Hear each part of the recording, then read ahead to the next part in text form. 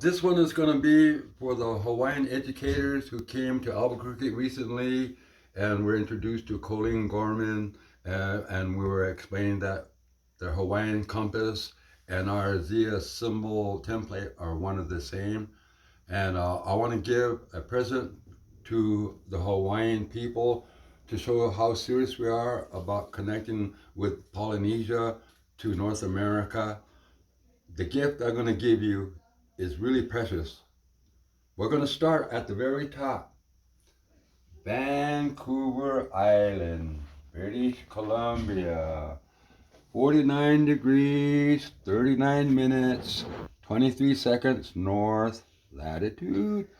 125 degrees, 26 minutes, 57.8 seconds west longitude.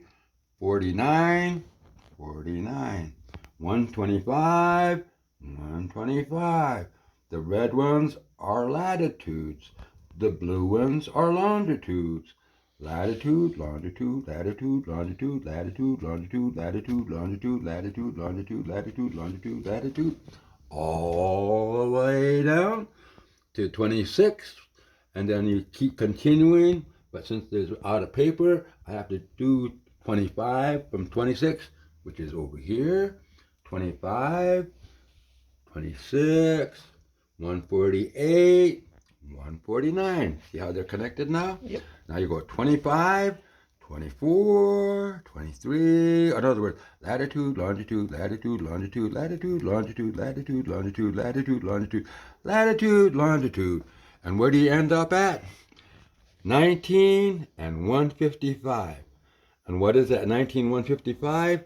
19 degrees, 44 minutes, 39.9782 seconds degrees north. 155 degrees, 50 minutes, 39.9732 seconds west, or 19 and 155. 19, 19. 155, 155. 49, 49. 125, 125. How to connect Vancouver Island directly to Hawaii. And Hawaiians over here, they have another connection that they're not talking about that we have also with the Pleiades. On the most western island in Hawaii is an uninhabited island that just has birds and nature on it, but they do their prayers and ceremonies there. And what does that the most western island represent? The Pleiades. And that's our connection between the Pleiades here and the Pleiades there. And you're talking about Pleiades here in North America. Mm-hmm.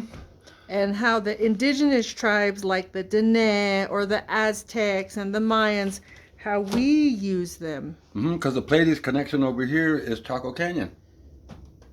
Just like the Pleiades connection in Hawaii is that island over there. And that's how they map the celestial heavens and the globe, is using that Pleiades directly above. That Pleiades is directly above that D-shaped building in Chaco. What did you call it? The Pueblo Benito? I'm convinced that those kivas on the inside are the constellations of the Pleiades and Orion when it's directly overhead. At midnight. At midnight. Once every 52 years and 13 days. You might have to go there at midnight and look at it and say, hey, it matches that kiva down here, it matches that star up there. I'm convinced that the Pleiades is represented in that Pueblo Benito in that D shape, where it's got all those little kivas in it. And the Pleiades, not only does it tie the indigenous Hawaiian culture, like, because that's their time, that's when their New Year starts. That's also the same for Navajo. That's the same for Aztecs, same for Mayans. Mm-hmm. And they're all copying the original Orion belt, including the Egyptians at the Giza Pyramid, who made an artificial version. You know what they were copying? What were they copying? Mount Rainier, Mount Hood, and Mount Jefferson, the original Orion belt's alignment of the Pacific Northwest coast. They just duplicated everything that they were doing on the Northwest coast artificially on the plains of Egypt in the desert and made the Giza pyramids in the same shape as Mount Rainier, Mount Hood, and Mount Jefferson so they could map Africa for trade. But they didn't have the mountains, so they created artificial ones, pyramids. Well, that's really interesting. That kind of makes me think about. Can you talk a little? This also goes back. This is all the Quinault, Clatsop, Nehulim, Chinook. It's the Chinook trade routes. Yeah, this is the Chinook, trade route. It's from upcoming presentation I'm planning to do on all of my charts here. It's going to be called Journey's End, which is about where all of the trade lines come from my neck of the woods and where they eventually end at, which is the meaning for Journey's End. So this particular, this is just a page in Journey's End, because this entire chart that is full of many latitudes and longitudes and your documentation of ancient cities globally are on here. Picatu Island, outside Nova Scotia, outside of Newfoundland. How and where they went through to get over here to Greenland. And then that 3.25 from longitude to longitude line, and how they got from there to Iceland. And then what happens after you learn how to get to Iceland? When you get to Iceland, you go to 64 degrees latitude, 90 degrees longitude, see right there? And you follow this on down, and what does it do? Ben Balbin, a rock formation in Europe, Killasser and Ballingarry, all located in Ireland. Plymouth, St. Michael's Mount, Land's End. Where's this all located? England. Brest is located where? In France. Then now you're getting down to the Barnazan Mound, 4,800 years old. That's how long we've been trading with these people. Govarnaris, 4,200 BC. It's older than the pyramids in Egypt. La Rochelle, the Templar headquarter nonsense. That's where their craziness is located at. And then you get to this other location, this isle down here. But the biggest one is La Parasi Cave.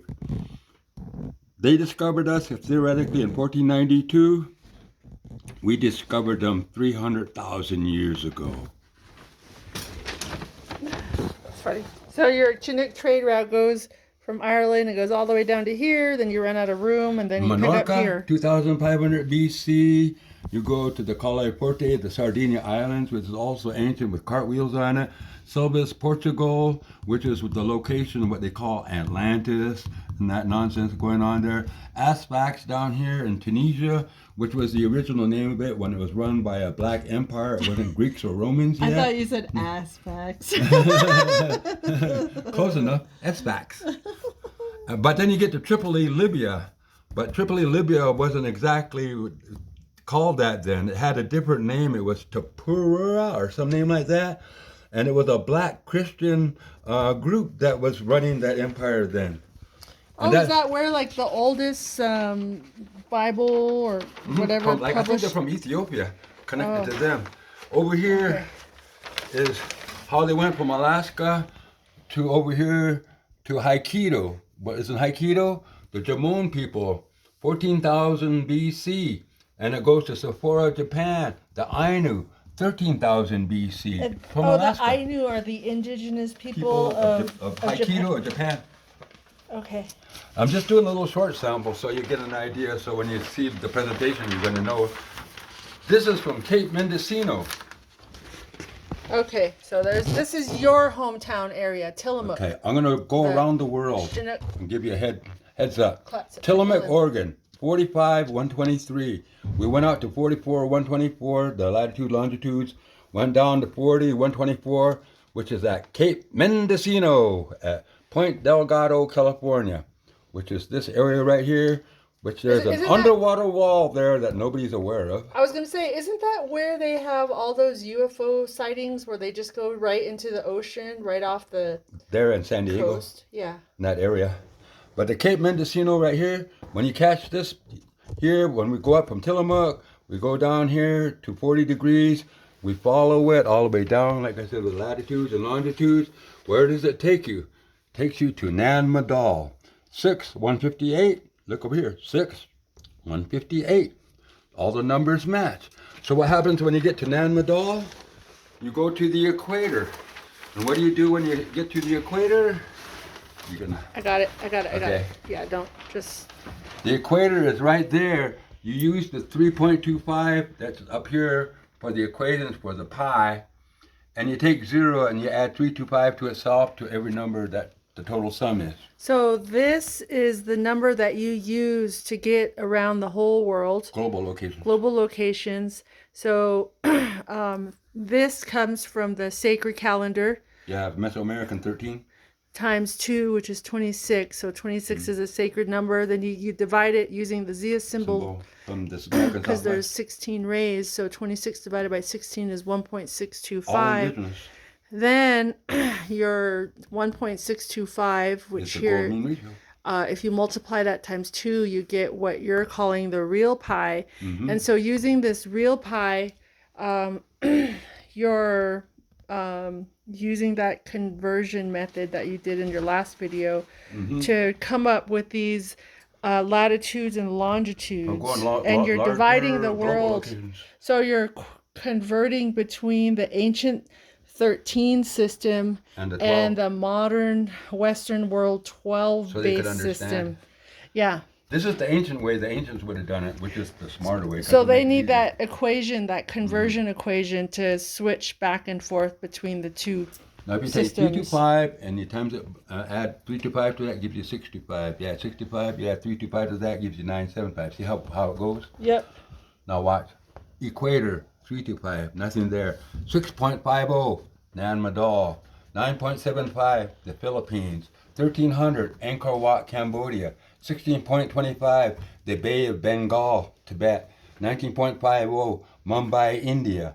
Over here is 22.75, the Arabian Sea. And what is over there? Mohenjo-daro, or the Indus Valley. 2600, the Red Sea. What is there? Sumer, or the Sumerians. 29.25, that's a number for Memphis, Egypt. 32.50, the number for Tripoli, Libya, which I just showed you a little earlier.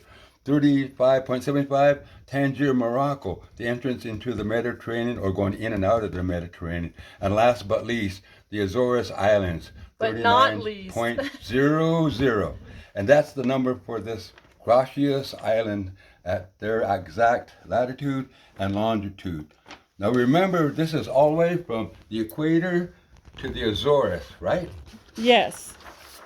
Now watch this. And I'll stop after I do this last part here. You just have pages and pages of charts. See, there's Gracious Island, Azores again. See, 39, 28. There's the numbers again. Yes. There's the blue again. The numbers go down. The numbers go down. The numbers go down. And where does it go? Corral, Peru. The Azores Islands to Peru. See that number right here? So all the in between is basically ocean, and then you hit land somewhere over here. Then you start going across South America to South Peru. America. And then I have a map that has all the locations. I just wanted to go to the direct places on this chart. Okay, and then at this point there's an intersection here, and so if you went this way. No, wait, I'll finish. See that 673? Yes. And that, what's that, 574? Yes. With that line and the arrow on it? That's Corral, Peru, right? Yes. Okay, let's get that over here. Put this one over here. And what was that number I just showed you? Oh, it was 574 and 673. There's that arrow, see? There's those numbers again, see?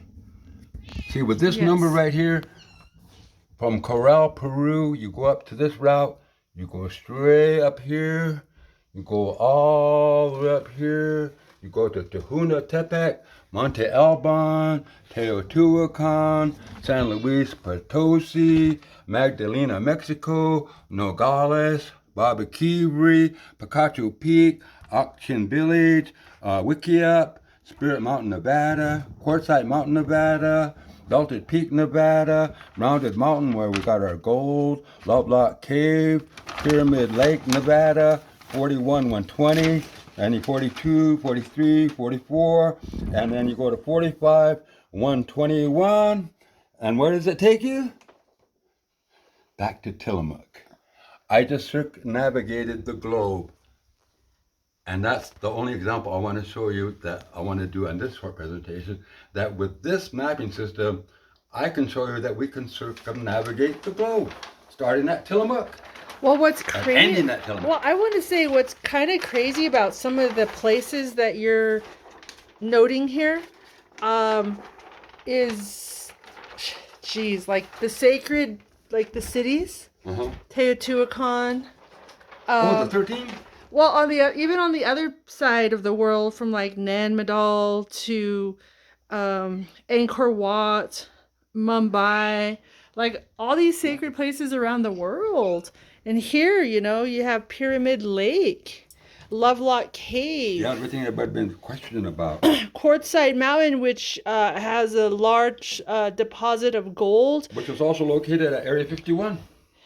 And I was going to also say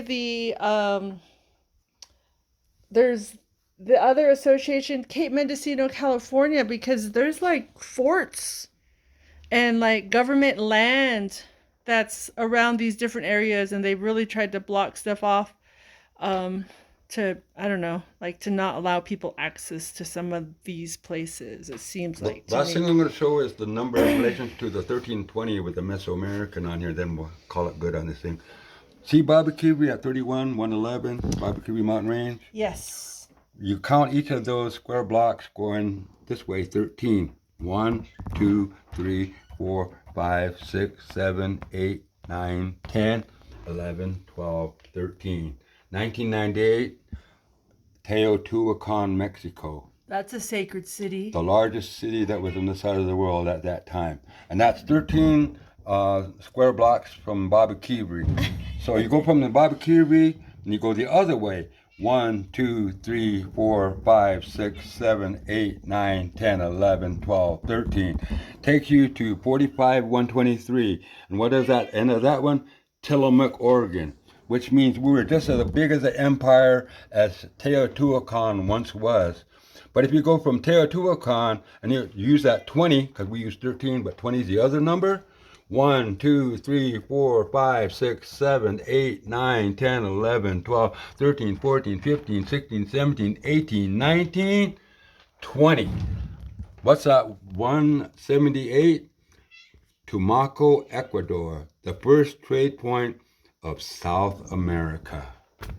On the Chinook trade route. You go one block over, you hit the Chachapoya, you hit the Chabanzayuantar, you hit Corral, Peru, and you hit Lima, Peru, which is a port way to get out of there. Oh, so instead of going diagonal, you could just literally go straight down south, and then you'd run into these important locations. You see this location? If you go right here, this is the coast. You take your boat and you can just go along the coast and start trading. See? It's for coastal trading. But if you're a landlubber, you walk down here and they'll take you to the same locations. Landlubbers do exist. And then this also is a trade route that goes over to this neck of the woods, which is the route that goes back to Tillamook.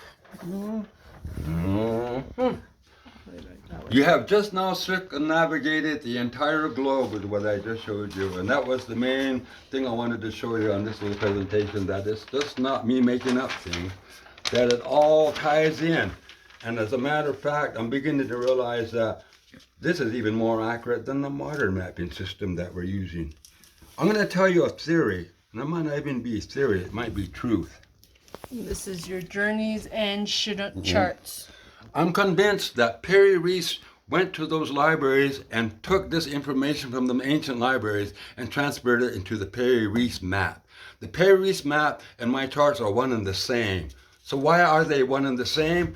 Because whatever information you got out of that library in ancient times was the Chinook mapping system. Oh, so the Perry Reese map is the one with Antarctica and its coastal lines underneath the ice. It showed Antarctica before it had ice. Why? Because there wasn't an ice age yet. End of lesson. I gotta feed the cats. They're yelling at me.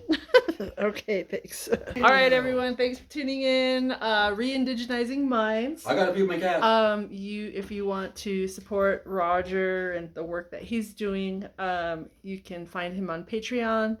or reach out to him on YouTube, but Re-Indigenizing Minds. If you like this video, subscribe, click like, and all of that stuff that everyone tells you to do all the time. Okay, and I'll talk to you later. Bye.